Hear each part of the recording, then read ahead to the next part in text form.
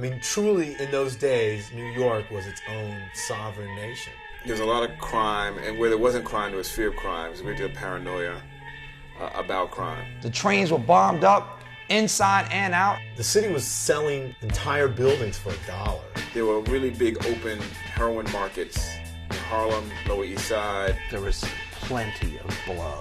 Oil crisis and inflation during the 70s. So that when Ford said, you know, drop dead, people outside New York and people inside New York understood exactly what the sentiment was. You're not part of America. Fuck you, drop dead. And so we were like, bet.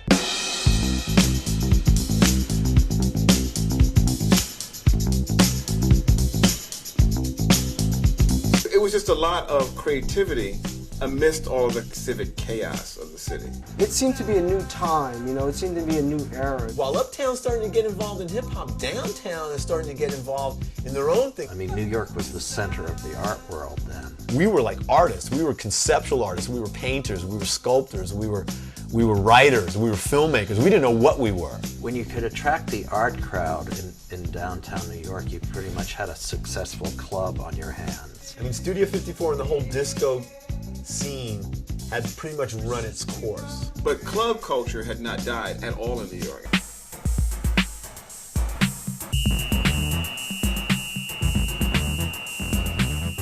Danceteria was a discotheque, you know, but it was also a rock club. Funhouse was really the home of freestyle. The Roxy was actually the first crossover place. The integration of different musics into one club. That was bringing uptown, downtown together. You went to Roxy for a night. People went to the Paris Garage for a weekend. The Paris Garage was a religion. If you had your record played at the Garage, you could sell 20,000 records in a week. It was garage music, and it was different. It was a new sound. There's a whole movement called electro boogie that came. There was a subset of this club music. B-boy music, break music. You know, in 1980 or 81, they didn't call it hip-hop yet. All these guys were making dance music using technology. Man Parrish, hip hop bebop. Straight doing Set It Off. Planet Rock, you know, that was the birth of electro fun. That, of course, was a time when the Mud Club was going.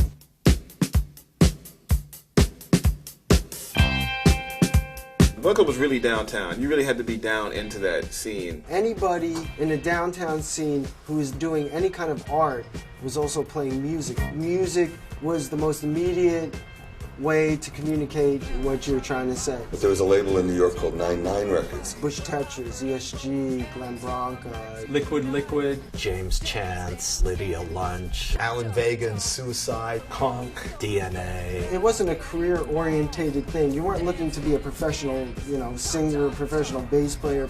You were looking just to do something interesting, something wild, just taking something and trying to make something out of nothing. The reason why that period was so magical, it was sort of the search for something new. Club culture, hip-hop culture, dance culture. You talk about all that shit that influences the globe right now, that shit all is here in New York. And guess what? All within a specific time period. You'd say, what are the odds of all of that stuff happening in one place at one time?